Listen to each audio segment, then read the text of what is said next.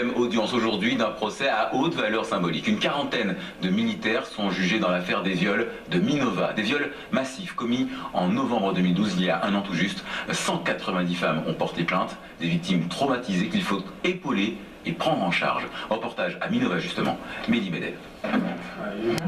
Des procurations comme celle-là, les avocats en ont recueilli plus de 1000. Un travail titanesque en 4 jours.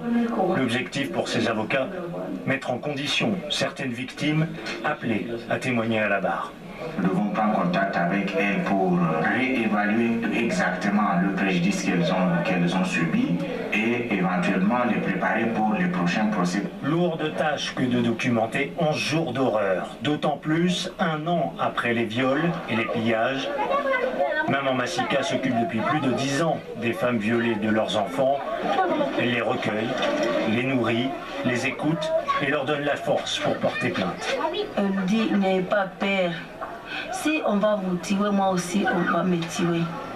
Et moi j'ai beaucoup confiance en vous. Chance n'a pas 18 ans, est déjà violée 2 fois. Aujourd'hui, elle qui rêve d'être avocate s'interroge sur le sérieux du procès. Chaque fois, et quand j'allais à l'école, je me demandais que 24 soldats, 23 soldats peuvent réussir à piller et violer dans tout Minova. Et que Minova est très beaucoup. Il y a beaucoup d'enfants, il y a beaucoup de femmes, il y a beaucoup de ménages dans Minova. Donc les 23 là, ce n'est pas les soldats. On a caché beaucoup de soldats. La vérité a-t-elle été cachée? Comment 39 prévenus seulement ont-ils pu violer et piller plus de 1000 personnes dans ces 13 villages? Le procès de Minova s'ouvre sans lever tous ses secrets. L'histoire d'un miraculé, Harrison Okene est passé